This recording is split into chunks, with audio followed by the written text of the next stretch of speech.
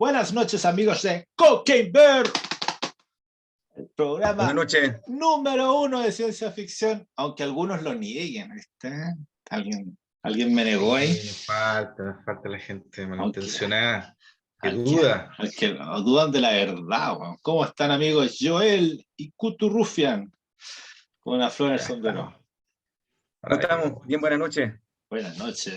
Más poderoso que nunca. Más poderoso que nunca, ¿viste? Ya. Gimnasio, estamos ahí. Full. Ahora voy a matar a una persona con un solo brazo, ¿no? Con mis propias manos puedo matar a una La persona. fuerza de mi voluntad. La fuerza. Entonces, hoy día tenemos, a ver, ¿qué tenemos hoy? Hoy día teníamos a Leo invitado para hablar de Voltaire y los micromegas, pero Leo tuvo aniversario de matrimonio, así que declinó, así Sí, que pero la verdad es que este es un programa que se venía postergando hace como 3 semanas. así que se O sea que entiende, había que hacerlo nomás. había que hacerlo Espiritualmente. con él o sin él, con o sin. Entonces tenemos a Voltaire, micromega, Biblioteca Babel, colección de lecturas fantásticas dirigidas por Jorge Luis Borges. ¿Viste? Esa portada me gustó, pero esta me gustó un poquito más.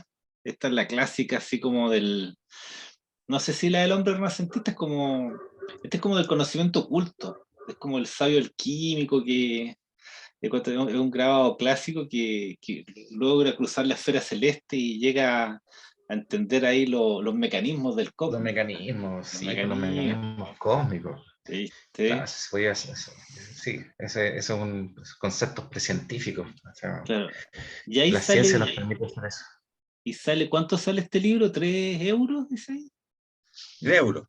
3 euros, ¿viste? Pequeño precio, un pequeño precio. ¿O no, Pequeño pequeño premio? precio. ¿Cuándo va a tener pequeño? Porque estas colecciones folio yo las conozco, son libros un poquito más chicos, como de bolsillo.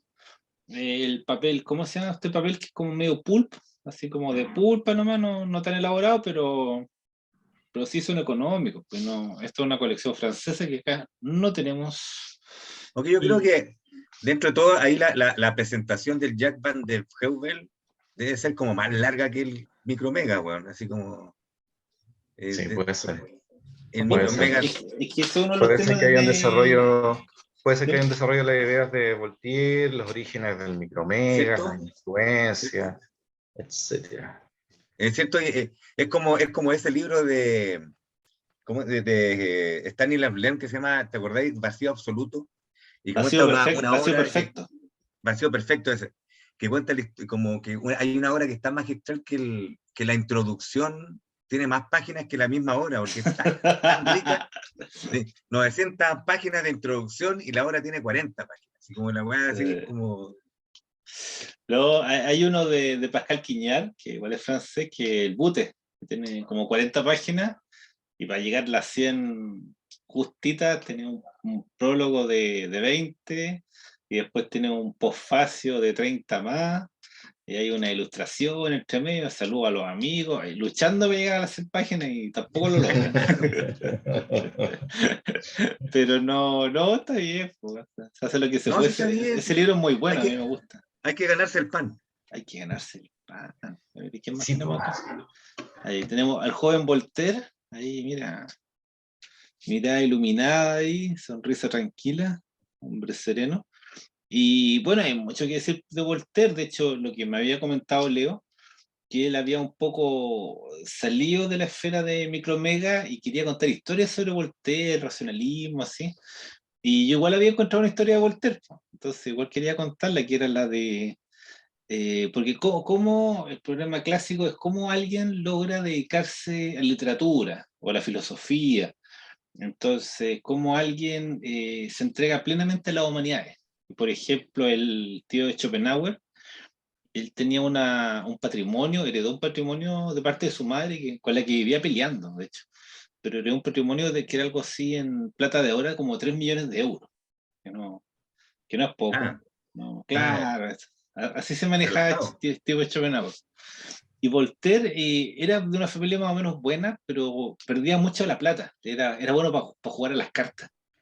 ¿Cachai? Entonces él decía que una vez al año, cada 6 meses, él cometía la sana costumbre de perderlo todo, de perder hasta la camisa.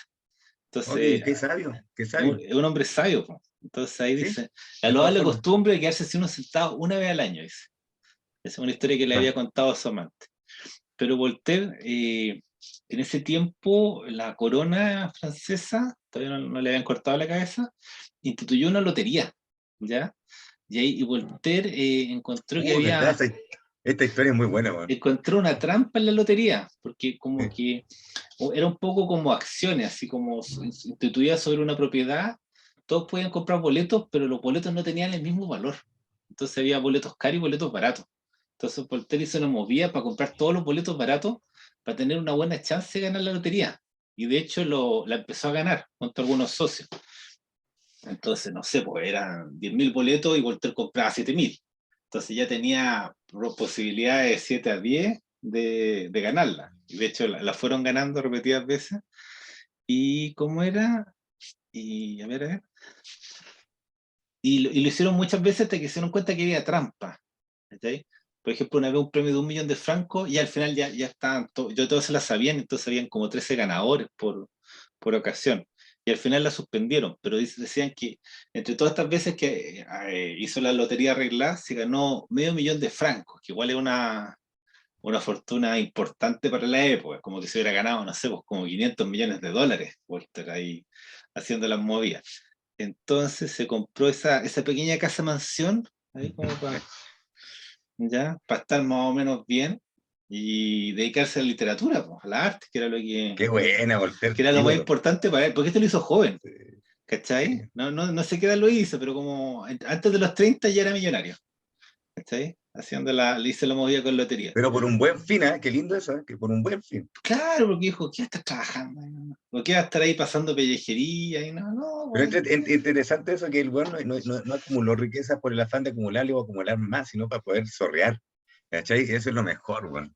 ¿No? De Bien. hecho, yo le conté la historia a Leo y él me hizo acordar que aparte de construirse esa pequeña mansión, Voltaire edificó una iglesia, porque decía que todas las iglesias estaban hechas para los santos, para las vírgenes, para los, ¿cuánto se llama? Para los curas, la iglesia del santo patrono, y no hay una iglesia para Dios, decía Voltaire. Entonces voy a hacer una iglesia que sea para el Señor. Y él la hizo así como, le creo que se llama la iglesia de Dios, a seca. No encontré las fotos, sí, tampoco no la busqué tanto. Pero no, él, ¿cuánto se llama? Y aparte se habrá hecho un par de palacios más y las lucas estaban, ¿cachai? Pero no, él quiso organizar su vida de una manera juiciosa, racional y en conformidad a eso ya se armó una fortuna para tener un buen vivir, ¿ya? Puede Entonces, que Voltaire haya sido uno de los primeros influencers también, ¿eh? Real. ¿Cachai? sí, él, ¿cuánto se llama? No tengo como todos los datos, pero aparte de los libros, él, ¿cuánto se llama? Él participaba mucho en la vida política. Entonces no, entonces Sin está, ser necesariamente político, creo yo. Él le gusta más que nada participar de la vida social, pero todo lo que él hablaba, él, lo que él hablaba llegaba a muy buen oído, digámoslo así. sí. ¿Y cuánto se llama? Y lo que más, y bueno, y podemos darle un poco más de vuelta a la figura, pero como nos trae este libro acá, yo Ojo, ahí estoy encontré, yo de nuevo, estoy repetido. Espérate, sí, pues, espérate, es que se espérate. suponía que tú no ibas a estar en este capítulo, Ahí estoy, entonces, ya, ahí ahora sí, está, ahí sí, ahí sí. ya, ahí está, ya. Y yo encontré esta versión de Micromega, que más encima era una edición de bolsillo popular que hubo acá en Chile, que era la repartió el de Clinic. Y la conseguí en la biblioteca, la leí, y después como no la pasó, cordura humana. Ah, ya tiene todos esos contenidos. Yo claro, tengo el Micromegas aquí en unas ediciones Jackson, ¿cachai? ya. Que son Que, unos que también son empastes ediciones duros. populares, de antaño. Para sus años sí, pues, pero es tapa dura, digamos, Ya. que un Es libro buena de... la Jackson, son bonitas esos Sí, libros. sí. Acá más viene con textos de Lafayette, de Bernardín del Juan de Saint-Pierre, ¿cachai? Y con el Sadik también de Voltaire. Así que en realidad son escritos del siglo XVIII de escritores franceses. Así que está bastante bueno. Y la traducción estaba bastante decente también, me gustó. Lo había leído en otra traducción, pero esta me gustó más. Ya. Démosle, pues, Sí, no, 1752 ese libro. claro, a ver, ¿cuándo nació Voltaire? Empecemos ahí, ordenemos un poquito eso. Porque yo tengo que en 1722 se hizo rico, pero creo que nació por el 1695, por ahí. A ver, Hay que buscarlo, pero yo no sé. Pero, ¿cómo sea? a ver. No, pero dale nomás, pues, ahí, porque que podemos, porque yo, el libro que siempre tengo más presente de Voltaire es el Cándido. ¿Ya? Sí, el Cándido posterior. Y 1694 antes, nació. y antes están las cartas filosóficas. Este es un libro de transición entre las cartas filosóficas y el Cándido. Y se puede ver, digamos, en este punto que hay una transición, digamos, en el pensamiento de Voltaire, porque las cartas inglesas o las cartas filosóficas también, como son conocidas, hablan mucho de una persona joven que tiene mucho, digamos, confianza en el espíritu humano, y está, digamos, y ataca el tema de las diferentes religiones que existían en su tiempo, digamos, pero siempre de un punto de vista optimista, salvo los presbiterianos, digamos, pero los demás son religiones que él considera bastante positivas, comparándolo con el catolicismo, porque habla de las religiones que primaban en Inglaterra en esas cartas filosóficas. Y el Cándido, a su vez, es un libro más pesimista, porque tú lo has leído perfectamente, sabes que ahí estamos hablando de grandes personajes que son todos reyes, príncipes, princesas, y todos les pasan una serie de desgracias, pasan aventuras en varios rincones del mundo, digamos, Turquía, en las montañas, los Alpes, en los Andes, Sale eh, el terremoto de Lisboa, que había Puqueño, causado mucha terremotos impresión. de Lisboa. Entonces, hay mucha. Y estos personajes, si bien es cierto, es muy entretenida su historia, todos han salido de una desgracia para caer a otra. Y al final el libro concluye, digamos, con nuestros personajes prácticamente jubilados, descansando todas sus aventuras. Y desinteresándose por el mundo, en realidad, viendo cómo pasan los barcos en el estrecho, en los Bósforos, cerca de Estambul, y cultivando su pequeño huerto. ¿Sí? Esa es la Pero es que es lección, la esa es la enseñanza del lección del libro. Cándido, hay que cultivar el pequeño jardín, que es como una enseñanza moral, que es un poco como hazte cargo de tus propios asuntos, sin importar lo pequeños que sean, y como que no te preocupes las desgracias del mundo, no te preocupes las desgracias de tu vecino. O sea, como que te Sí, dicen, pero eso mismo. no te ocupes mm, como de los cagüines grandes o pequeños, sino como que realmente enfócate en tu vida, por pequeña sí, que sea. a lo que quiero redondear es que, claro, aparte muy optimista, termina, digamos, Muy más bien en una pesimista. actitud claro, algo de misandría, digamos, hay digamos, en la conclusión del Cándido. Y entre medio se encuentra este libro que de alguna forma ya apunta formas, digamos, del Cándido. O sea, se burla un poco de la filosofía, de los filósofos de su época, salvo Locke, y se burla sobre todo, digamos, de quienes piensan que el hombre es el centro del mundo. O sea, desde ese punto de vista es una superación del humanismo. Sí, estoy ¿Ya? viendo aquí Ahora, Micromega del año 1752 y Candio en 1759, un poquito anterior Micromega. ¿Ya? 7 años, Y entre, 7 años distan entre uno y otro. Y las claro, cartas filosóficas son como del 35. a ¿Ya? ver, Ahora, diccionario filosófico dice 64 y las cartas. No, eso no las veo por acá. He visto la sobre las cartas Newton, cartas inglesas. inglesas, 1734 las cartas inglesas. Las Sí, por cartas ahí, inglesas. 74, 75. Mm. Claro, este libro, no sé si empiezo yo nomás, Sí, dale nomás, eh, pues sí. tiene Porque alguna, tiene como tiene cosas alguna, de ciencia ficción, porque el viaje de Micromega es como, Micromega es como una especie de dios, un titán, una cosa gigantesca, como un hombre de 5, o sea, no un hombre, un ser de 5 leguas que va recorriendo el cosmos y llega, me parece que a Júpiter, y a Júpiter conoce como, igual a otro titán, pero que le llega como a la rodilla, que es chiquitito, pero él se sí, convierte como en su compañero de viaje. No me acuerdo yo me los. di, me di el tiempo de hacer el cambio de varas, que es la medida que usa el libro, a metros, y resulta que micromegas medía 31,6, 31,5 kilómetros. O sea, 31 31,6 kilómetros, kilómetros de alto. sí.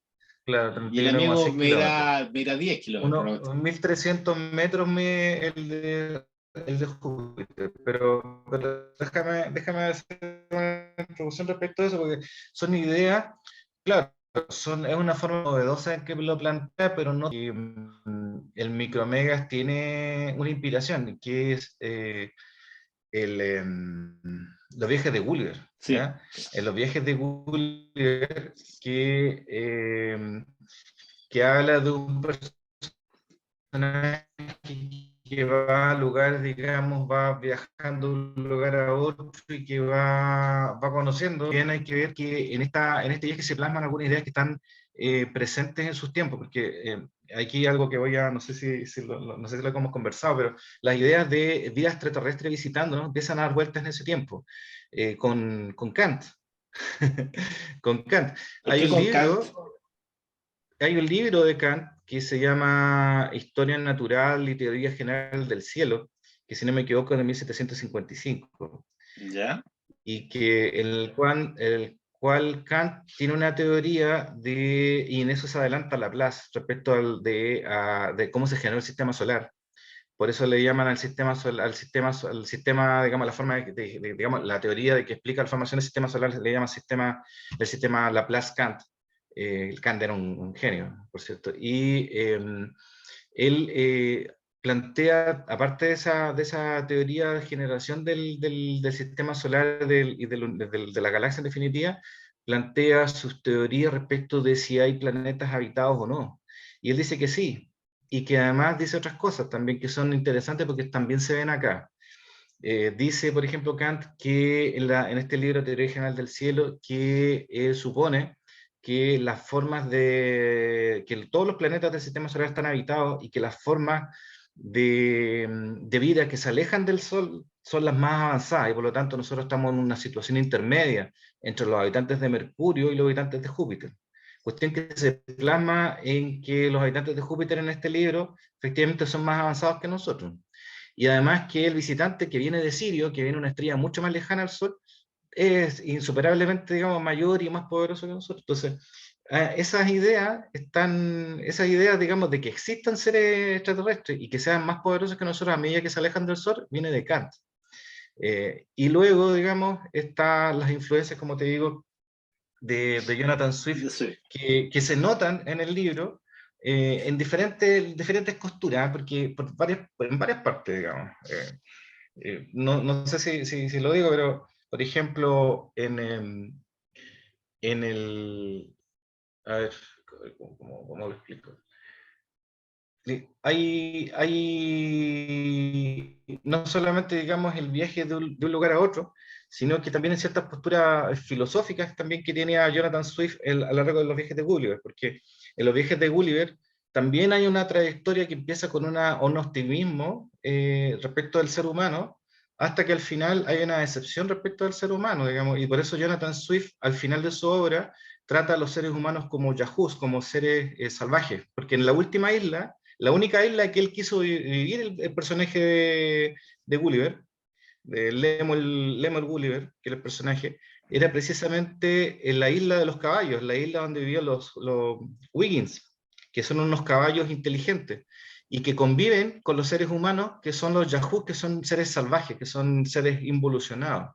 Y entonces, esos seres evolucionados, él es expulsado de esa isla, que es el único lugar en que él quiere vivir, por los caballos inteligentes, precisamente porque él es una especie de Yahoo superior y puede hacer revolucionar a los demás Yahoo.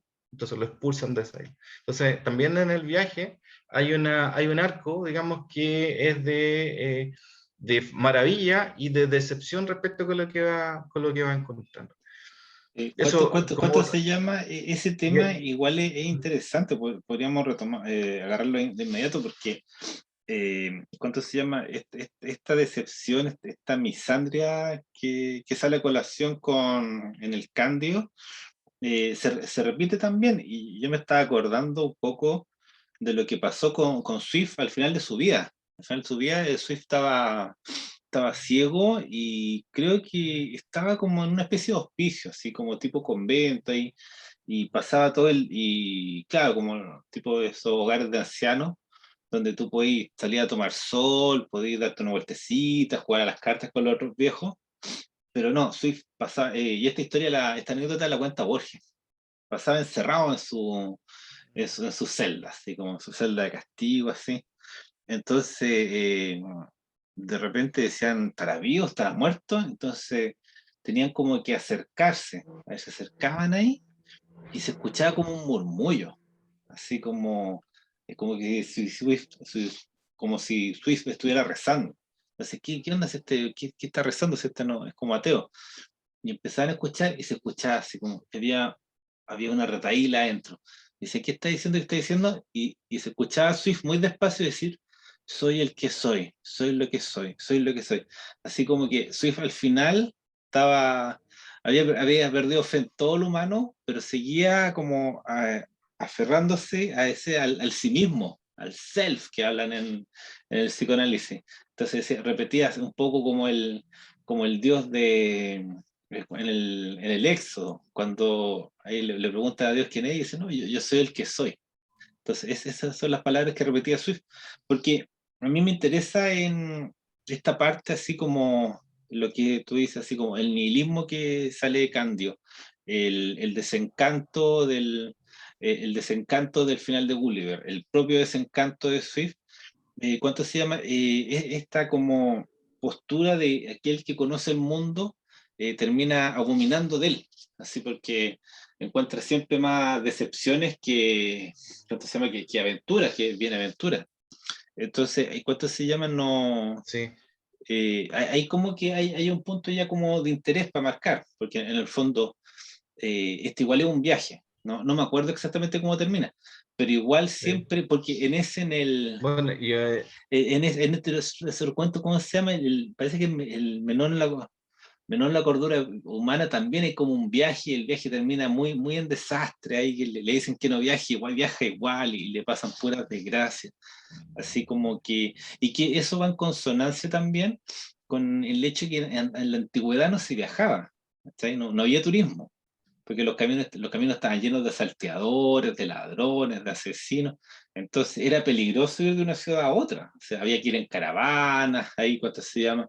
Ahí protegidos por guardias privados, pero no era llegar y meterse en los caminos, era un riesgo el viaje antes que nada era un peligro y era un riesgo, entonces no. sí, bueno, hay una cuestión también que tiene este libro que es un recurso que lo inventó, bueno, o que lo usó, digamos, Swift en su obra, fue el de la ruptura de escala, o sea, el gigante que llega a la isla de los enanos con Lilliput, digamos, evidentemente en este caso en micromegas que llegan a Júpiter e incluso después llega a la Tierra, digamos, donde trata con los átomos. Se salta en Marte porque es tan pequeño, digamos, que consideran que es imposible que exista vida, digamos. ¿Cuánto se llama? Ahí me habían sacado un dato interesante que Voltaire anticipa que en Marte hay dos satélites. Sale en Micromega y formalmente el descubrimiento de los dos satélites de Marte, que es Phobos y no me acuerdo cómo se llama el otro, ocurrió, Deimos. Deimos y Phobos, ocurrió después. Como que ahí se la Sí, es jugó que... Voltaire. Pero ahí hay otra cosa de Swift. En 1726, cuando Swift escribió Los viajes de Gulliver, Gulliver, ya ¿ya? anticipó que Marte tenía dos lunas. Ya venía ya desde... Él fue el de esa observación y además en los viajes de Gulliver, Swift menciona no solamente que tiene dos lunas, sino que también señala las distancias que tendría aproximadamente con Marte. Y en la realidad, efectivamente, Phobos y Deimos están prácticamente a la misma distancia que la había calculado Swift. Entonces, incluso, digamos, en eso, nuestro autor Voltaire copia Era medio copión. también es un homenaje, o copia también a Swift, ¿cachai? Y, Interesante eso. Claro, la secuencia de 1726, Jonathan Swift dice que hay dos satélites de Marte y da las distancias directas a Marte. En 1752, micromega se menciona que son dos, y en 1850, 59, creo que fue Herschel el que descubrió que efectivamente estaban Phoebe y de hecho es interesante también que en homenaje a estos dos escritores, a Swift y a Voltaire, ¿Voltaire? los dos mayores cráteres de Deimos se llaman Voltaire y Swift. Dice, maravilloso, ¿viste? Llegó el reconocimiento, pero bueno, hay que ver quién se lo sopló a Swift, po, o cuánto se llama, o si lo... Hay O un si, libro que se llama, eso lo tiene que saber Cuturufo, un libro que se llama Marte Verde, una obra de ciencia ficción. ¿Qué lo hizo Kutu? ¿Usted por ahí? Kim Stanley Robinson.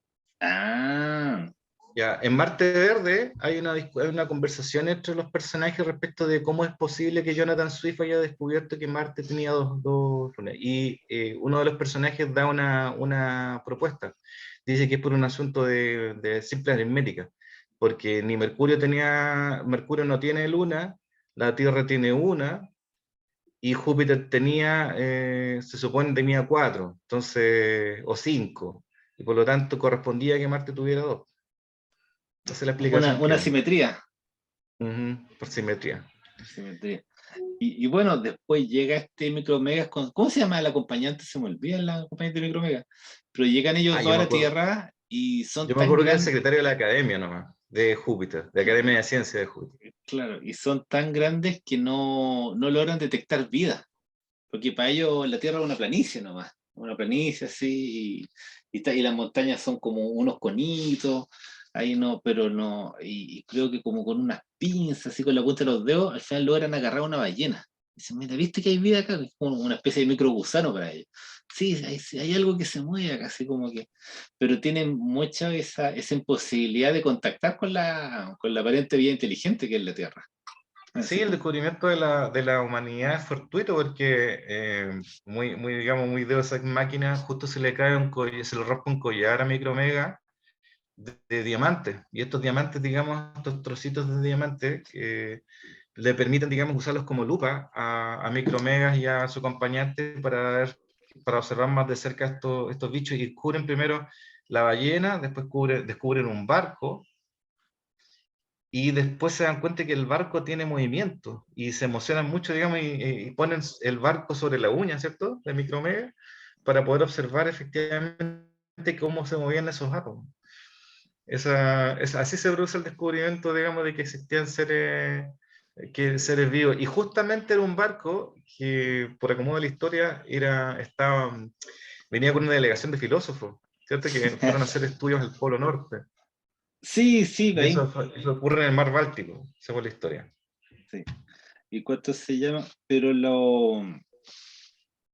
Lo que cuánto se llama, lo que yo, retomando como la idea de Voltaire, es un poco, porque yo estoy leyendo otro libro que uno de Herzog, que se llama Del caminar sobre hielo, que es cuánto se llama cuando una historia en que Herzog camina, qué sé yo, de Múnich a París en 3 semanas. Entonces, Herzog va conversando con la gente, caminando, se pega el pique y va conversando con la gente. Entonces, por un lado, ve a la gente como con cierta simpatía, los obreros, los campesinos, los trabajadores, los niños, los jóvenes, etcétera.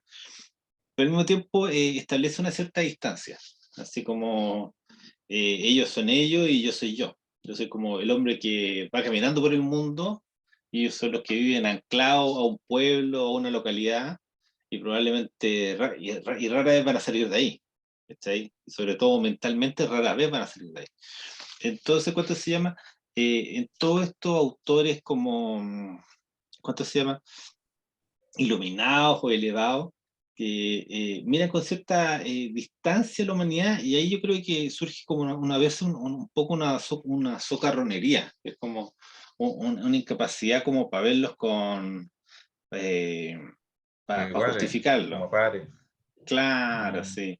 Entonces yo creo que eso igual aparece un poco en Voltaire, así, un poco así como estos hombrecitos que les pasan desgracias, ¿sí?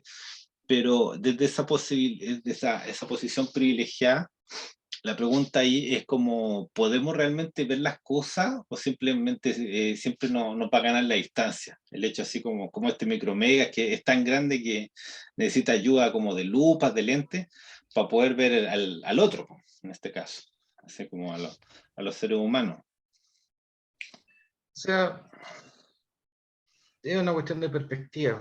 Para él, claro, se expresa en la dificultad física de simplemente percibirnos y además el hecho de que seamos tan pequeños a su gusto o desde su punto de vista le hace sospechar que nosotros no podemos tener alma. Entonces, por lo tanto, no nos podemos comunicar. Eh, pero es una cuestión de escala, pues juega un poco con eso porque es una forma de hacer humor más o menos fácil, digamos, para cualquier persona. Uno se imagina un gigante de 31 kilómetros con otro de 1,5 kilómetros sentado en las piernas y con un barquito en la uña, digamos, con unas lupas y tratando de conversar con los seres humanos. Estuvo 3 horas tratando de entender francés hasta que lo aprendió y después digamos, se cortó una uña, se cortó la punta de una uña y con eso se hizo un embudo y trató de escuchar, digamos, bueno, ahí estuve escuchando un buen rato hasta que aprendió francés y después se pudo comunicar con ellos. Pero es interesante que después de eso hay una respuesta de los átomos, de los seres humanos, y les dice, digamos, y que ellos les contestan, uno de ellos porque los compelen, digamos, ustedes cómo pueden ser tan pequeños y tener alma, y él le responde, y toma unos triángulos, unos objetos, uno de los científicos, y le dice, y después le contesta, no porque tú midas 1.300 metros de alto, eres más inteligente que nosotros somos seres vivos, somos seres inteligentes, y el de Júpiter se asombra, digamos, de esa capacidad. Entonces, en el fondo igual siempre tampoco es posible sustraerse de eso. Nosotros seguimos siendo nuestra escala, digamos. No es que seamos centro del mundo, como el último filósofo que es tomista, sino que nosotros no podemos dejar de ver el mundo de nuestra perspectiva. Nos podemos imaginar, claro, gigantes y todo, pero no dejamos de medir las cosas, digamos, en metros y en medidas humanas. No podemos simplemente dejar de ser lo que somos. Entonces, de alguna forma, esa respuesta me parece dignificadora de la humanidad, ¿ya? Sin perjuicio, de hecho, incluso algunos de ellos tienen respuesta a las preguntas más complejas que le hacen, que es bueno, avanzando un poco en la historia. Micromega se sube unos cometas, aprovecha la energía, la gravedad, digamos, de los cuerpos celestes para llegar a Júpiter. Igual ahí avanza un poco está unos años ahí, conoce al científico, se hacen muy amigos, se intercambian información, hablan de cuántos sentidos tiene cada uno, yo tengo 150 sentidos, yo tengo 72, hablan cosas, digamos, es muy divertido imaginarse, digamos, y cuántas propiedades tiene la materia, cuántos elementos, y hacen un intercambio de información y se aburren y dicen que van a hacer un pequeño viaje filosófico. Le avisa a su señora de Júpiter, que se queja amargamente de que haya conocido a este hombre del Sirio y que la deje, digamos, abandonada y que en realidad no había amor, sino que si no, no se habría ido con él. Y después Voltaire dice, bueno, y ellos se fueron y como a la media hora ya tenía un Yo amante. tenía un amante, sí. No se demoran en reemplazarlo. Es una cosa de naturaleza universal, parece. Sí. Y bueno, toman un cometa que viene pasando y él hizo comitiva porque obviamente es un noble. Fue expulsado, por cierto, el sirio. O sea, no se vino viajando porque quisiera, sino que en el fondo lo expulsaron porque se puso a escribir algo que no le gustó al mufti de allá, de su planeta cercano a Sirio. Así que se vino a dar unas vueltas por acá. Y cuando llega a la Tierra, aterrizan, no ven nada y ahí empiezan, digamos, a tratar de ver si había alguna forma de vida. Y ahí aparece todo lo que hemos estado hablando. Y claro, ahí cuando se dan cuenta que los átomos pueden responderles inteligentemente, que tienen un lenguaje, que tienen un alma, hacen dos preguntas, por lo menos el micromega hace dos preguntas que son la esencia del cuento y con eso remata, ¿eh? Porque es muy corto además. Primero, ¿qué es el alma? ¿Cierto? Ese es el tema. Bueno, en realidad todos responden, digamos, que es el alma. Es muy interesante que hay también, y por eso este es un cuento filosófico, que en el fondo hace un repaso muy breve de todas las teorías filosóficas digamos, que eran contemporáneas a Voltaire y de hecho se inclina por una de ellas, que es la perspectiva de la filosofía de Locke. No sé si es necesario hablar un poco más sobre eso. Pero ¿cuánto se llama? Lo interesante ahí es que las grandes cuestiones siguen presentes, ¿cachai? Y en el fondo, porque estábamos viendo cómo todo el día el tema de la ciencia ficción moderna y hacia dónde se está orientando, porque yo creo que eso de la búsqueda de un alma continúa, ¿cachai?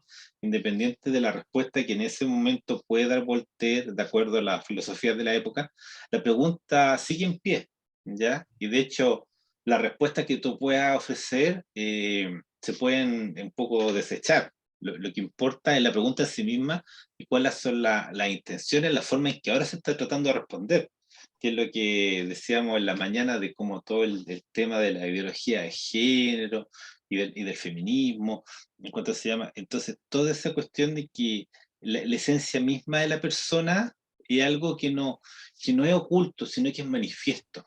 Es manifiesto como una especie como de pulsión, de instinto, y casi un instinto sagrado que tiene que salir a la luz. Entonces, si alguien nace hombre y siente ese instinto profundo que es mujer, tiene que convertirse en mujer. O sea, como que no hay nada debajo de eso, no hay una pregunta por el alma en sí misma, pero sí hay una pregunta como por lo sagrado en uno, que al mismo tiempo como por lo genuino. Y esa pregunta continúa. Y bueno, continúa por recovecos más o menos extraños, porque al final tú sabes que como un hombre se convierte en mujer y después esa mujer se convierte en lesbiana y entonces en estricto rigor sigue siendo un hombre que se acuesta con mujeres, pero todos los conceptos entre medio se han subvertido.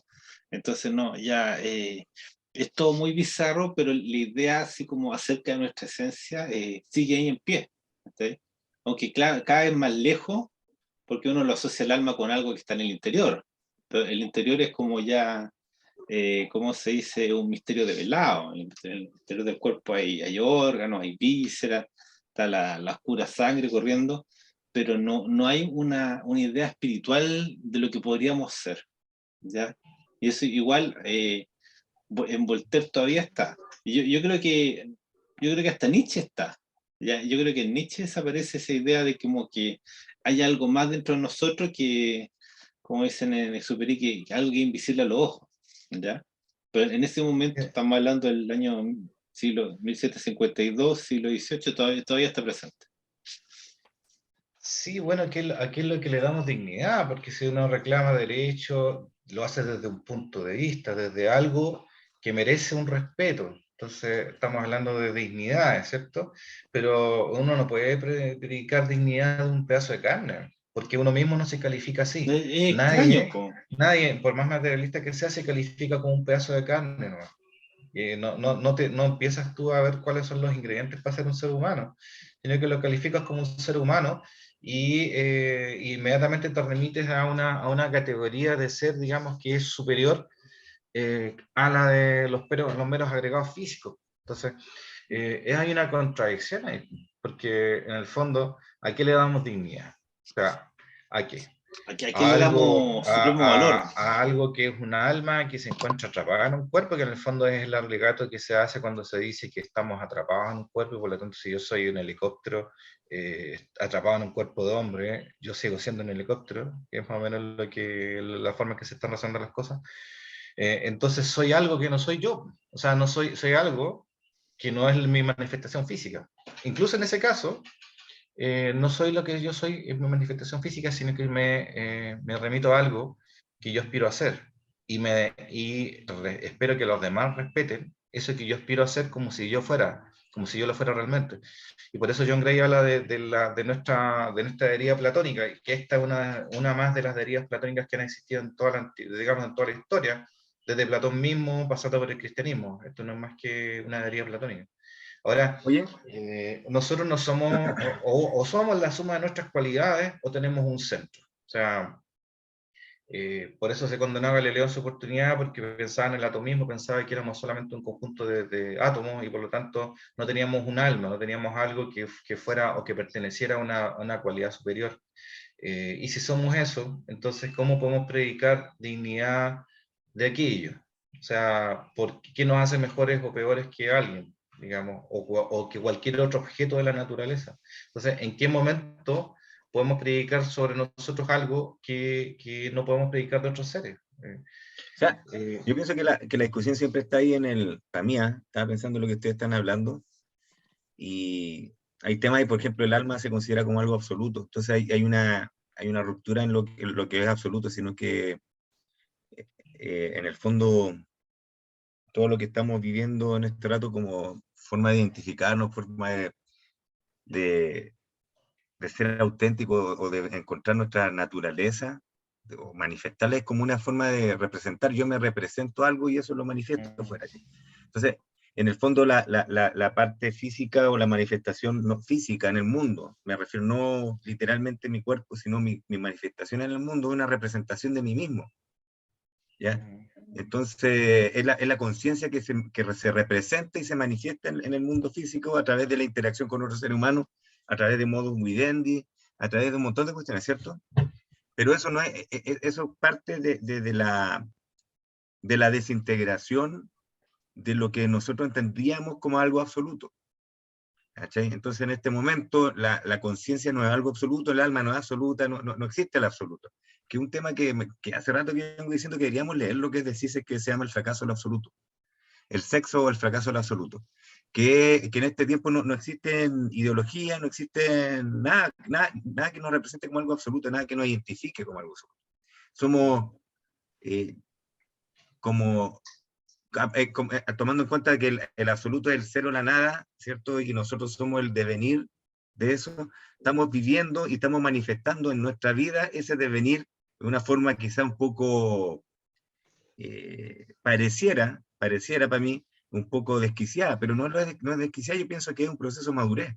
Yo soy bien optimista, ¿sí? A lo Voltaire, yo puedo entender que el mundo, que nosotros los seres humanos somos seres soberbios, ínfimo y miserable, ¿cachai? Pero a la vez también tengo fe, como Voltaire, que a pesar de los soberbios pequeños que somos capaces de medir, somos capaces de tener raciocinio y sorprender, porque eso es lo que pasa en el fondo. Primero, Voltaire te muestra a la humanidad como algo mísero, miserable, siendo que hay seres que son de esferas superiores, que viven miles de millones de veces más que nosotros, son miles de veces más grandes que nosotros, como el mismo Micromegas dice, hay jóvenes que son más grandes que yo y viven mucho más que yo. Decía. Entonces él te va reduciendo a la humanidad a la escala ínfima para poner a la humanidad en su lugar, en un principio. Él pone a la humanidad en su lugar. Ese es el lugar de la humanidad en el universo, una infinitesimal del universo, esa es la humanidad. ¿Cachai? Pero a la vez también dice, a pesar de ser infinitesimales, también somos capaces de aprender, de cambiar, de equivocarnos y aprender de nuestros errores. Entonces considero que muchas veces todos los movimientos de cambio en la humanidad tienen que ver con eso, como un palo ciego, porque no podemos verlo todo, ciertamente, no podemos ver las consecuencias de nuestros actos, no podemos ver hasta dónde va a llegar, pero sí queremos algo, queremos cambiar algo. En este rato, claro, en este rato estamos intentando aceptar que no existen absolutos, por lo tanto, pareciera que no vamos a ningún lado y efectivamente puede que no lo estemos haciendo. Mucha gente nos estamos perdiendo en el nihilismo y el cinismo. ¿Sí? sí, Pero pero creo yo que es una etapa, pienso yo. sí, Esa es mi idea. quería volver al libro para ver un ¿Qué poco la una respuesta que me... estafa o una etapa? ¿Qué dije? Etapa. Una etapa. Ah, ya. Ya. No, Quería ver no, volver un poco al libro, la porque en broma el fondo infinita las decís tú. respuestas que da Voltaire son más bien de naturaleza religiosa. Pero me parece que él mismo, incluso él mismo, ignora, digamos, el contenido de su libro en alguna parte, porque en el fondo la forma en que se pueden entender micromegas con los humanos es a través de la razón.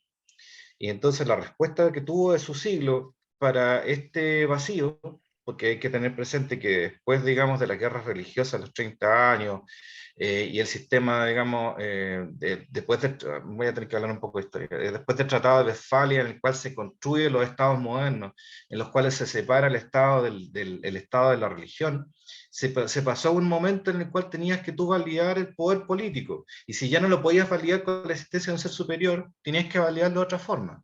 Igual que las responsabilidades penales, las responsabilidades personales. Si tú ya no eras responsable por las cosas que hicieras ante Dios, porque ya a Dios lo sacabas del ámbito político, del ámbito de las responsabilidades personales, ¿ante quién ibas a ser responsable? Y esa respuesta se insinúan acá, pero en realidad todavía no están definidas. Pero sí van a definirlas quién. Kant.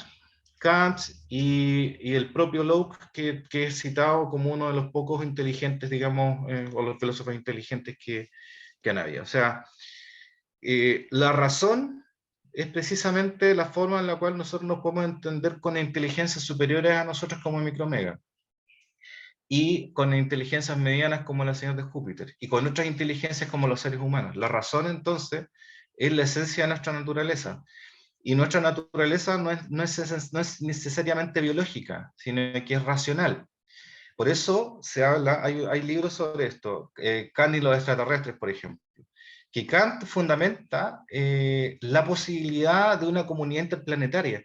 Por eso también hay el libro de este Kant y los extraterrestres habla de que hay un vínculo entre, voy a hablar algo interesante, yo creo que para usted, entre Star Trek y Kant, porque en Star Trek la filosofía que se inspira, que está detrás de Star Trek, de seres inteligentes que van visitando otros países, otros planetas inteligentes, pero tratan de no intervenir, y si cuando entran, digamos, tratan de resolver las cosas racionalmente, no apasionalmente, no violentamente, sino a través de la razón, eso es Kant. O sea, la forma de entenderte con cualquier ser afuera, digamos, de esta tierra, siempre va a ser racional, que no tendríamos otra forma de hacerlo. Ese es nuestro lenguaje universal. Ese es el lenguaje que emplea Micromegas con nosotros, la razón. Y por eso, digamos, que este libro da una respuesta, pero no se da cuenta de la respuesta que está dando. ¿Ya? Está en Kant. La respuesta que da el libro, y mejor dicho, la respuesta que Voltaire considera más razonable, es la de Leibniz. O sea, perdón, es la de Locke. Locke era un empirista. Sí. John Locke era un John Locke. empirista. En el fondo, él se basaba, y así lo dice el personaje que habla por Locke en este libro, que nosotros no tenemos más que los sentidos. Estamos vertidos sobre los sentidos, y por lo tanto las respuestas que yo voy a recibir respecto de lo que es el alma simplemente van a ser por los sentidos, las cosas que vienen de afuera. En el fondo no es un tema si tenemos alma o no. No es un tema, sino que la forma en que nosotros interactuamos con el mundo y la forma en que nos relacionamos con los demás. ¿Ya? Ahora, hablando un poco de John Locke, él piensa que nosotros, yo creo que está equivocado, que somos una tabla rasa, que nosotros no tenemos, como lo pensaba Descartes, ideas preconcebidas que están antes de nosotros en el nacimiento y que ya vienen con nosotros, digamos, sino que él pensaba, Locke, no es que lo pienso yo, él pensaba Locke, que todas las ideas que nosotros tenemos sean aprendidas en sociedad, para bien o para mal.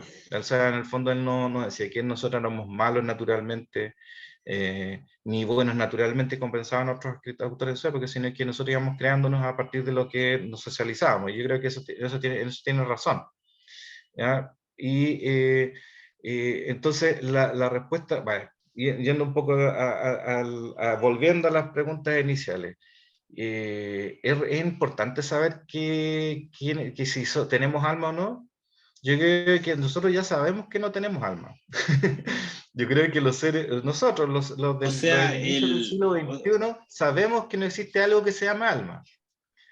Lo sabemos racionalmente. O sea, depende. Pero Por no ejemplo, podemos si prescindir de esa tú vas idea.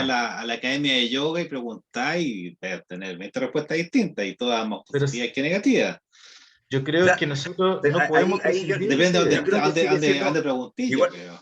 yo voy a disentir, pero un poco nomás, no mucho de ti, porque puede que yo tenga mi propia idea de si tengo alma o no, ¿cachai? Pero yo creo que sigue siendo una pregunta importante, porque a pesar de todo, hasta la neurociencia todavía no tiene una respuesta definitiva, o sea, en el fondo la conciencia, que podría ser lo más cercano, o sea, la consciousness, o sea, la capacidad de conciencia, de despertar conciencia, se construye a través de según lo último que han dicho los locos, que hay un vacío en medio y es artificial, es un artificio que nosotros inventamos, es una representación interna para poder interactuar, pero se crea, existe la conciencia. O sea, es Pero es un fenómeno indiscutible que emergente. No es una, claro, no es una esencia, no es una sustancia como lo no es pensaba una esencia, pero aún así existe. ¿Cachai? Aún así gira, como diría Galileo. ¿Cachai? Entonces, es interesante ese tema, yo creo que sigue estando en debate, porque al final es una entelequia el alma, ¿cachai? Es un ideal, O sea, digámoslo yo así. creo que está inscrita todavía en el imaginario popular. Por ejemplo, hay esa película que es de Iñárritu, creo que se llama, o sale Iñárritu, el 21 gramos, que es como, y es toda la premisa de la película gira en torno al momento en que la gente muere, y como mito urbano se dice que pierden 21 gramos de su peso corporal. O sea, que pesa 80 gramos, Sí, pero que eso, y anda. Sí, eh, no, pero es, eso, o sea, eso obedece solamente al materialismo, a la necesidad de tener que medir ciertas cosas, no, ¿cachai? no, pero creo que es, Porque creo que es podríamos mitología, decirlo más bien según, que ni siquiera no, es pero verdad eso. para poder dar la idea. Por Ya. ejemplo, en el Chichul Liu, en el programa Los Tres Cuerpos, él habla de las múltiples dimensiones. Entonces, si la teoría de cuerdas tiene razón, eh, tú lo más bien podrías manifestar, ponte tú, habla de que en un protón, así como una subpartícula, una partícula elemental, los seres extraterrestres mandan, para poder llegar a la velocidad de la luz, mandan un computador dentro de ese protón. ¿Cachai, no? Entonces, no hay medición ahí, porque ese protón aquí viene y se desdobla y se abre en la novena dimensión, en la séptima dimensión, y rodea la Tierra ese computador. Es bueno ese libro, rodea la Tierra ese computador y nos tiene engañados, dándonos que todos los instrumentos en la Tierra tengan mediciones malas, ¿cachai? Para poder impedir que nosotros avancemos y impedir la llegada de estos buenos que vienen a invadirnos. Sí, Bueno, sí, sí. la cuestión en el fondo es que si esa teoría de las cuerdas se probara cierta, lo más bien podríamos decir que el alma es una manifestación en otras dimensiones, no tiene por qué tener una medida dentro de las 4 dimensiones de nosotros, no tenemos por qué pesarla en gramos, ¿cachai? ¿No? Sí, no, pero Puede ser un constructo, un desdoblado de átomos, ¿cachai? Dentro de las partículas subatómicas de nuestro cerebro hay una hueá que se llama alma, pero que se manifiesta en otra dimensión nomás, no, ¿cachai? no, pero Y lo, físicamente, sí, no, que yo lo que voy entretenido. simplemente es que yo creo que la idea, independiente que ya el concepto de alma esté en desuso, todavía está la idea que hay partes de nuestro cuerpo que son más importantes que otras partes de nuestro cuerpo, ¿ya? Sí, Entonces, cierto. en este caso, el tema como de donde todo tiene que ser visible, todo tiene que ser expuesto, la idea que el cuerpo es la representación más fidedigna de mi yo, de mi self. Y entonces, y ahí empiezan, justamente como el yo es algo que va mutando, va cambiando continuamente, empiezan las mutaciones de los cuerpos, que es algo que da un poco de risa, pero al mismo tiempo atraviesa totalmente nuestra cultura actual. O sea, ahora le meten hormonas a los niños a los 12 años para que ya se conviertan en niños, porque alguien dijo que, ¿cómo te sientes como niño, niña? No sé, ya es niña, ya. Y empieza una presión desde el mundo de los adultos hacia los niños, y hay como toda una serie de transformaciones, y transformaciones que implican muchas drogas, que implican cirugía, por sobre lo que es el cambio de vestuario, el cambio de maquillaje, el cambio del pelo. O sea, son transformaciones dramáticas que, ¿cuánto se llama? Que no le, si uno empieza a buscar dónde está la justificación final de esto, ¿por qué la gente está tan empeñada en cambiar drásticamente su apariencia? Y claro, es porque están buscando algo esencial en ello, Sí, sí, de verdad, sí. porque yo él responde tajante, dice, ¿existe el alma? No, no existe. No, pero no Entonces, existe quizás, pues, pero la está bien la búsqueda de algo, respuesta, es súper sí, buena. pero independiente, quedémonos con esa respuesta, no, no existe. Y acto seguido, la búsqueda de algo esencial continúa, pero ya no Sí, continúa no dentro, sino que continúa afuera. Pero la búsqueda, afuera. la búsqueda no es como, no, yo soy yo, me quedo tranquilo, me pongo esta polera, y después cuando voy a trabajar me pongo una camisa, un terno. No, no es suficiente con eso, ya hay que hacer toda una serie de mutaciones, de metamorfosis en progreso. ¿Cuánto sea? ¿Que acaso es algo que anticipó Kafka a todo esto? ¿Verdad? Pero Sí, lo que pasa es que, bueno, lo que pasa es que cuando se extingue el sentido de la vida, porque si tú ya no tienes una finalidad trascendente ni eres un ser trascendente, todo tú se expresa en esta realidad. acá te agotas. Y si hay conciencia Acá de nos eso, tú agotamos. tratas Sí. entonces, si hay conciencia de eso, tú tratas de sacarle a la realidad palpable todo lo que ella tiene de sí. Y por lo tanto, tratas de agotar todas las posibilidades de felicidad, de relajación, de éxito, de lo que sea, de placer, porque en el fondo es lo único que tienes. Por más vano que sea, es lo único que tienes, digamos, para una perspectiva semejante. Yo no soy de esa perspectiva, pero es la Oye, qué bueno, perspectiva semejante. oye, me está acordando que quizás nos estamos transformando en esos dioses mismos que nosotros habíamos inventado ya hace tanto tiempo, porque estaba leyendo ayer un cuento que era de Lester del Rey, que se llama, no sé, se llama La muerte de la raza, y se trata como un Neandertal va muriendo, pero hablan de los dioses, entonces dice, ¿y quién entiende a esos dioses? Y al final, los dioses hacen huevadas que nadie entiende, da lo mismo, tienen sus propias razones, ¿cachai? Y en este rato nosotros pareciera que no entendiéramos, porque antes nosotros teníamos las cosas más o menos claras. Esto era así, era así, blanco y negro, azul, morado, de repente. Pero de repente no era blanco y negro, morado, ahora es así. Y parecía que nos estamos transformando en los poshumanos, que hay un capítulo de Cocainvera, todo esto sobre el poshumanismo. Ahí está el link, ahí está el link. Ahí está el link. Ahí está. Y claro, porque en el fondo pareciera que estamos desquiciados como, según nuestros parámetros tradicionales de ser humano, estamos desquiciándonos, pero quizás no estamos desquiciándonos, quizás nos estamos transformando en dioses. No O sé, sea, digo hay yo. una novela de Banville que se llama Lo Infinito, donde Banville igual tuvo como, no sé cómo le fue tanto en críticas, pero yo sé que hubo como un poco de incomprensión respecto a esa novela, porque claro, es también como una novela sobre la historia de dioses, cómo los dioses hablan de los seres humanos o de sí mismos. Entonces, claro, de repente los escritores quieren practicar una mirada que está como por sobre la línea del horizonte. Está mucho más arriba de la línea del horizonte. O sea, ¿Y cuánto se llama? Y es tú parte de la tenías, búsqueda. O sea, yo tú entiendo que tenías a Voltaire está Zeus. haciendo lo mismo, así, po. Si Zeus quería pescarse una mina, se transformaba en toro, en rayo, en cualquier hueá, hacía un transformismo universal en lo que hacía, pero No. se transvestía como quería. ¿Cachai? Y la hacía nomás. Ese era un dios, pues. Cambiar de apariencia, la forma cambiaba, seguía siendo dios. ¿Cachai? Ya Y vos tomemos ese cambiáis, ejemplo. Lo que ¿ya? pasa es que esa perspectiva hedonista, que es la que prima actualmente, precisamente también nos trae disgustos porque es antisocial, Sí, profundamente no, estoy de antisocial. acuerdo.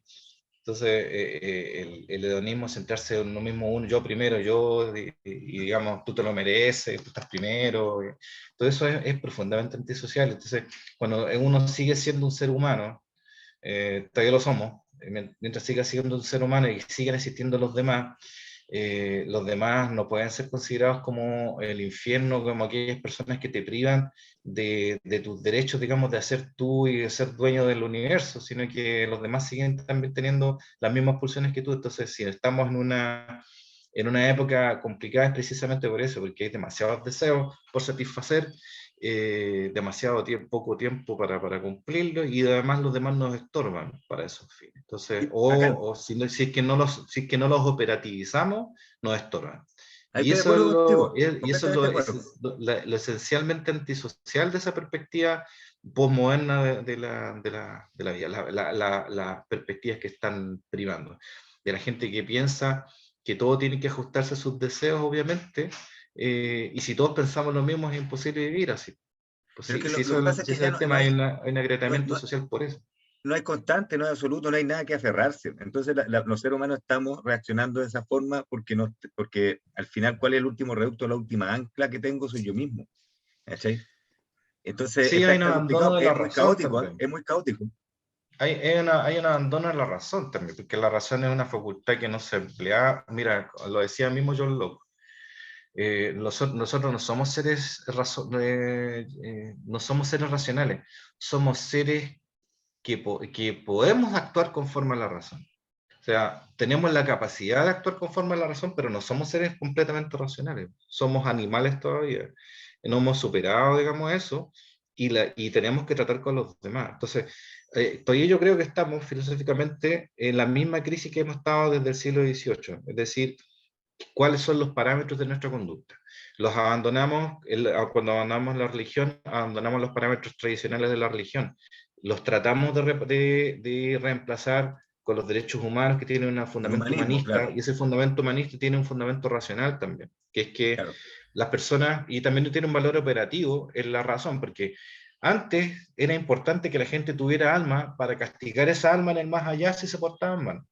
Después, la razón viene a ocupar el lugar del alma, y ahora a ti te castigan desde que existe el contrato social. El sentido del contrato social es que tú eres responsable del incumplimiento del contrato social de tu parte. O sea, tú firmas un contrato social en el cual tú te comprometes a portarte bien, cooperar con la sociedad, pero si tú incumples, entonces te hacemos valer el contrato, ¿me entiendes? ¿Y por qué? Porque ahí la pena tiene un fundamento racional.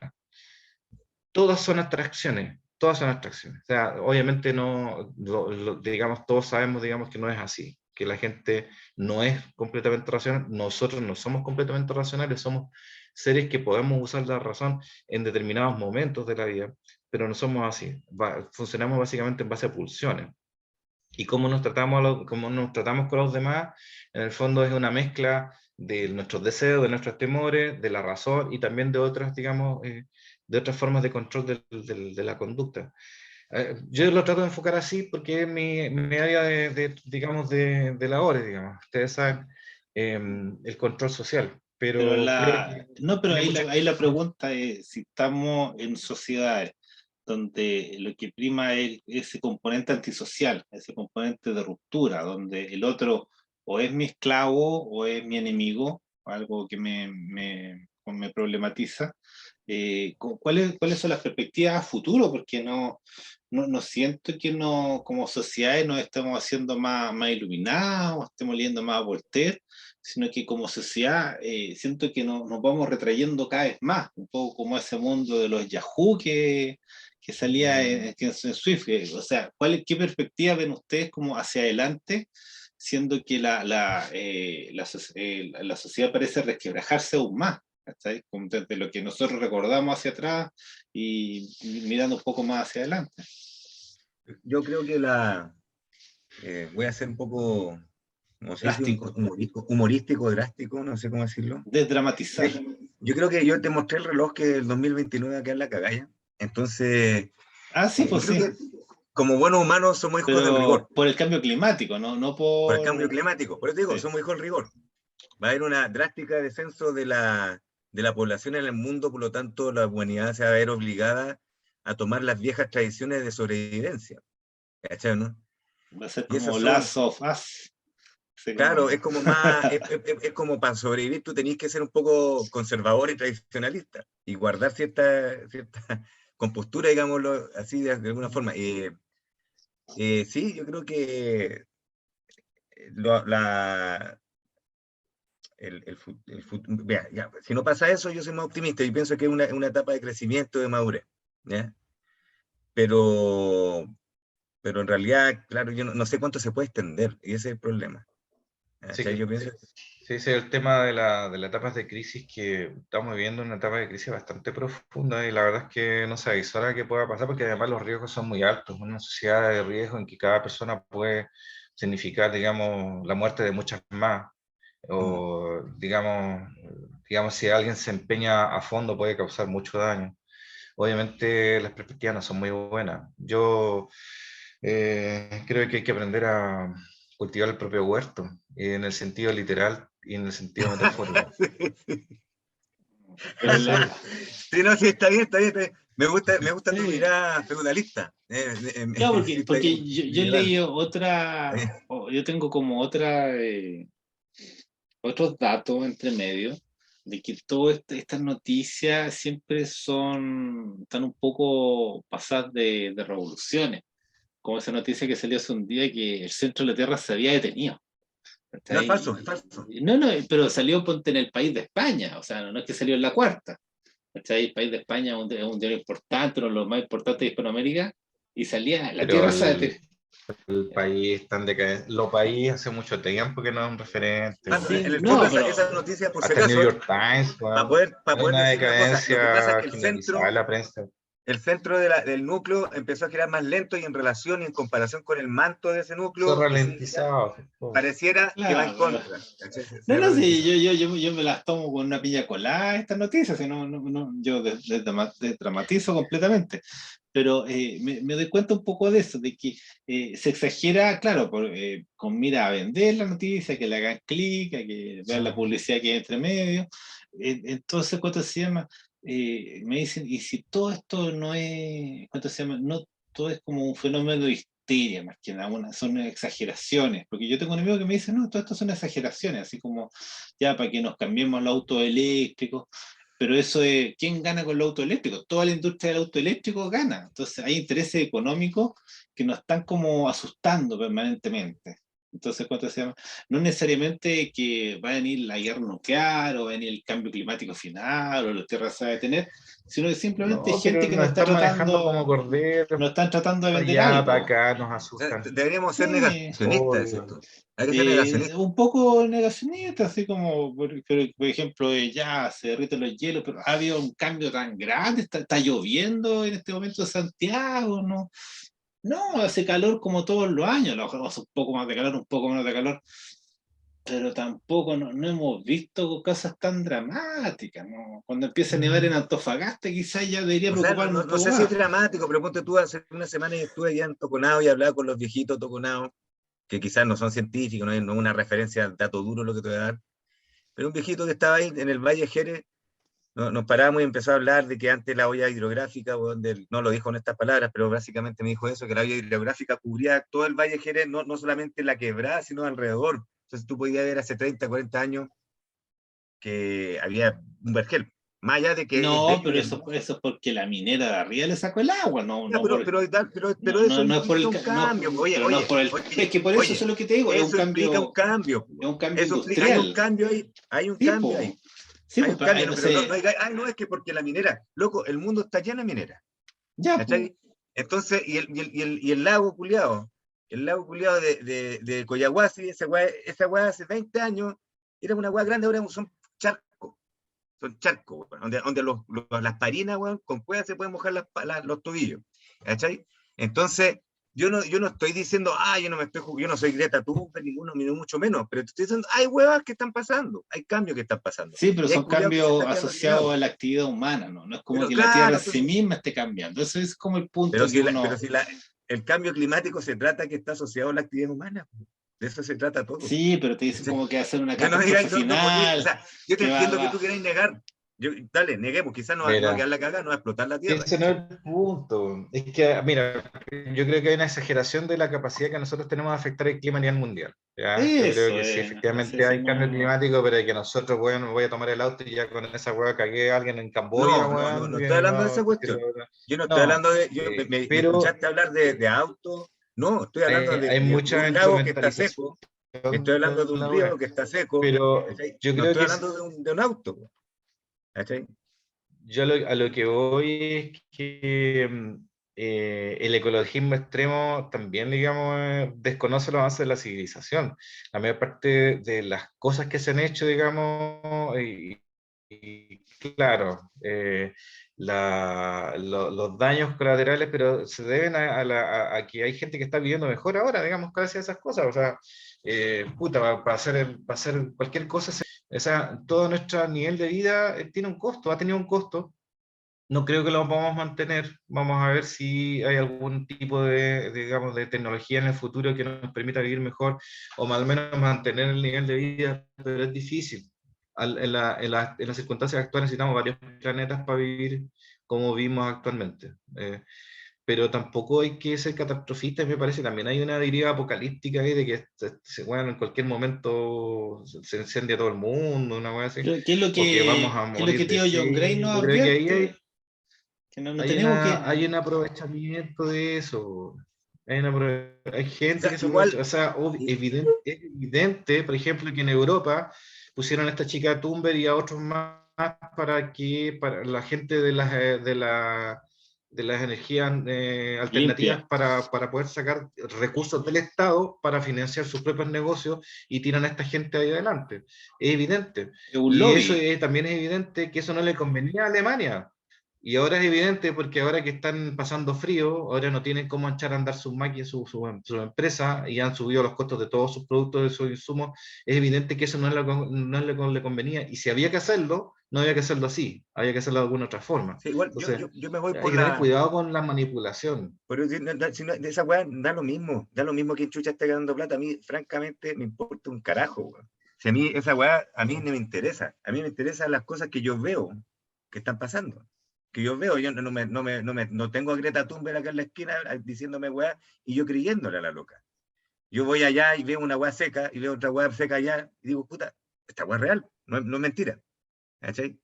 Por un No, lado. no, sí, es real, pero Por la otro lado, causa no, es dispar, po, no es que la Tierra mira, y por cambió último, su clima, mira, sino que el es que a hombre lo que voy yo es que quiero que cambió. entendamos esta weá. Por último, yo no estoy hablando que haya un cambio global. Yo estoy diciendo que hay poblaciones enteras que están siendo afectadas por esa weá, ¿cachai? Y no estoy hablando de miles de personas, no de miles de millones. Miles nomás, pero un poquito. Pues. No nos preocupemos por miles, ¿cachai? No, sino eso. Es que simplemente existe el daño al medio ambiente. Yo no estoy diciendo que yo soy un baluarte, yo no voy a ser ningún héroe ni una weá, por si acaso. ¿Eh? Yo voy ahora, me voy a comer un asado, un filete, lo más bien. Y me voy a fumar 2 cajetillas de cigarro probablemente. Y me da lo mismo. ¿Cachai? Si no estoy hablando de eso, yo estoy hablando de la evidencia nomás. Si no estoy diciendo, yo me estoy embanderando con algo, ni cagando, no estoy haciendo eso. ¿Cachai? Estoy diciendo simplemente que hay huevas que están cambiando y no sé si están afectando a todo el mundo o no. Simplemente estoy viendo que están afectando a nivel local. ¿Cachai? Y eso es importante. Pues. O Eso sea, es yo todo. creo que el germen de la crisis viene de ahí, de cuánto nos podemos adaptar a los cambios que vienen de aquí en adelante.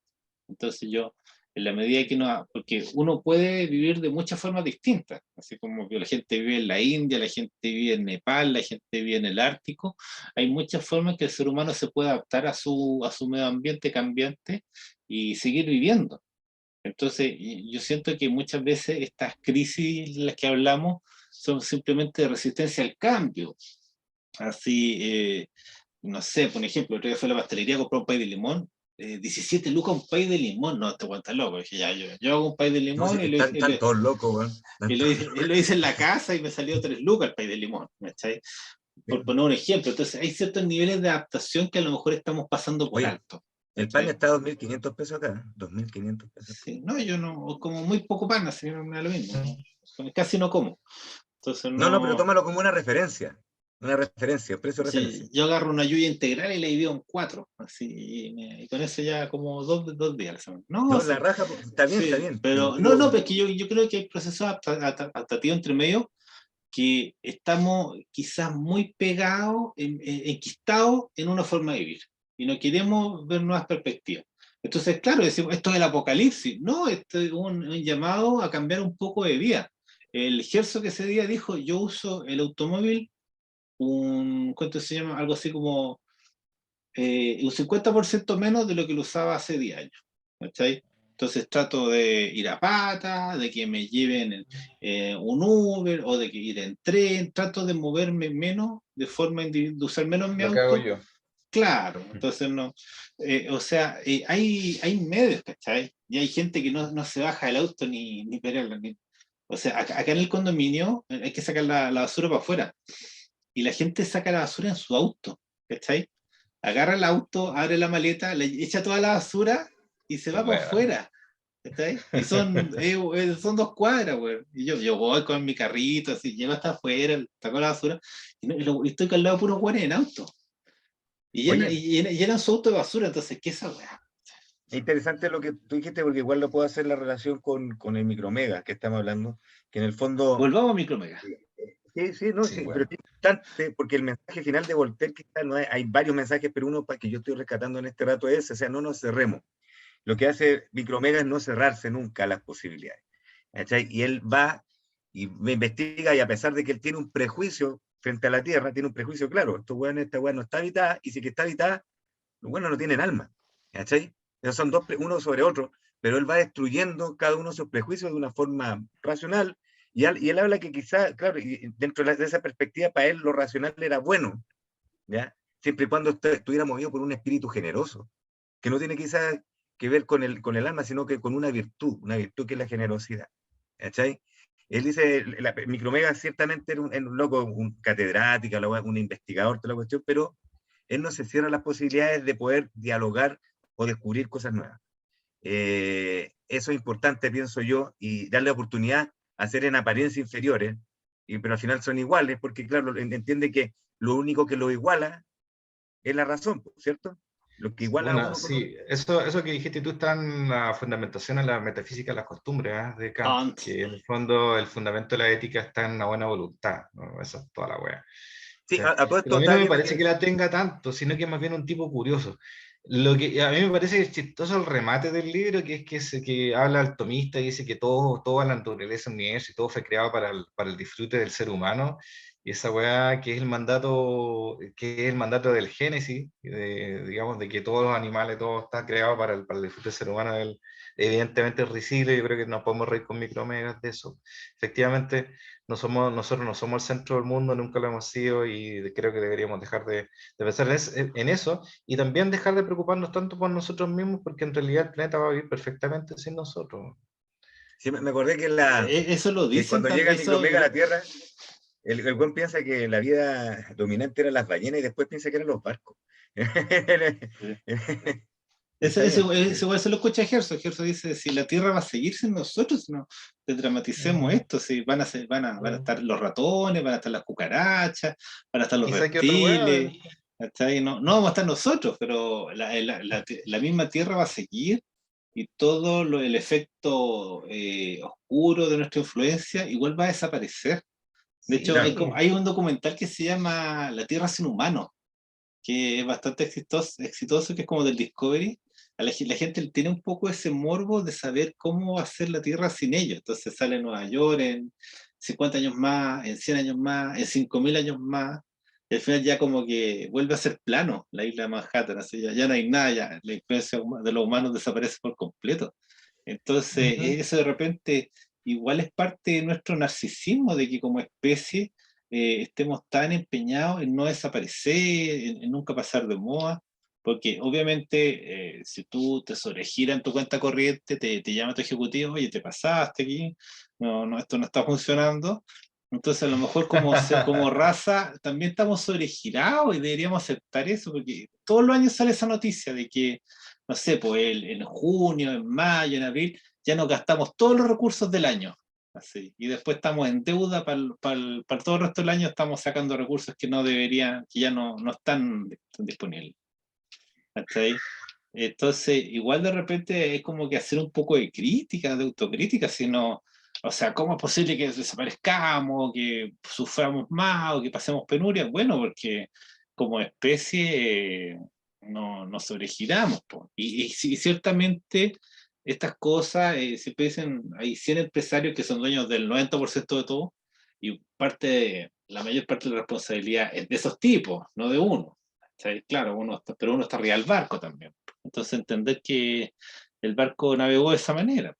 ¿Sí? Estamos en el barco Medusa. Estamos en el barco Medusa. ¿Cómo? Sí, pues el barco esa de la En croa. ese barco estamos. Claro, pero tampoco no estamos tan incómodos. Esta silla que estoy yo es bien buena, te Sí, diría. también estamos tan incómodos que sí, sí, la verdad es que Sí, bueno. sí hay oscuras manos que manejan el mundo, nos han hecho vivir bastante bien. Bueno, el Club Yo, yo, Bilderberg, estoy, yo, estoy, yo, saludos, estoy, yo estoy bronceado, de saludos hecho. al Club Bilderberg, Saludos. gracias, No y ha sido también a tan malo los este Dominati y paso. todo, no ha sido todo tan Mira, malo, no ha más sido allá todo de tan eso, malo. yo siempre Yo voy los a reconozco. tomar la postura del bárbaro.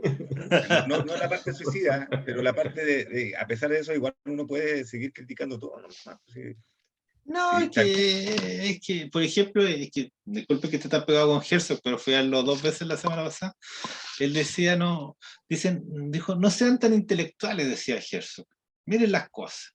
Y miren, Obvio. y mírenla y quédense callados, dice, guarden silencio. Miren las cosas y guarden silencio. Así como, no, si ser tan intelectual no te sirve de nada, decía Gerson. Así salgan a recorrer no, el mundo. Y yo conozco está todo el bien, sí. mundo, dijo. Vayan a Sí, darse una vuelta, dijo. pero es parte de una mentira porque él no guarda silencio en ningún momento. Él sigue haciendo su feeling, sigue hablando weá, ¿cachai? Entonces que no venga con weá. Siempre, entonces, No, pero es su trabajo, a pues lo que sí. yo sí hay que contemplar. Lo que yo creo que él dice, sí, siéntense y contemplen. Y no saquen conclusiones apresuradas. Eso yo creo que va para allá. ¿cachai? Que tus conclusiones sean meditadas, ¿cachai? Que sean fruto de una contemplación, la raja ahí. Pero que no me venga a decir que hay que guardar silencio, porque igual lo último que hace es guardar silencio. Digo yo. Ya, aquí estamos listos Ya, yo ya. creo que estamos, Estamos creo que bastante hablamos de bien. cualquier hueá menos de Micromega, pero bueno. No, yo creo que hablamos un poco de micromega, un No, poco de todo. Micromega la lleva. Sí, Y, entretenido. y la otra entretenido. semana no sé qué hay, pero tengo hartas cosas que hacer, así que a lo mejor vamos con un cuento de Borges, como decía Joel. Tiene un puro Qué cuento de bueno. Borges y Sí, avanzamos tenemos. porque, claro, no sé si el Trono Bar o el... Ese me gusta a mí, me gustaría a mí. Pero si El no inmortal, no sé, ahí voy a el ver. inmortal ahí ya, o Es con que un, aquí podía o con ser un el par de, Trono Bar, el Inmortal, o un par de cuentos de el, Borges podemos ir. o puede ser la Biblioteca Babel. Sí, porque tengo harto trabajo pendiente, entonces no alcanzo a terminar el de John Gray. Pero vamos Ya, con yo un me par de rajo con cuentos. el inmortal. Ya, ahí Ya, vamos. De ahí nos vemos la otra ya. semana ahí con o sin Leo. Y de ahí a lo mejor en la vuelta hacemos el de la fundación, el fin de la eternidad. El fin de la eternidad, con Con nuestro compadre Maturana. hoy no alcanzamos a traer el PowerPoint, pero ya bueno. Para Manda la el próxima PDF, manda el semana PDF. lo conoceréis. Ahí está. Ya, nos Bueno, vemos muchachos. hasta la No, próxima semana. Un gusto, gracias. como siempre, en Cooking Bear.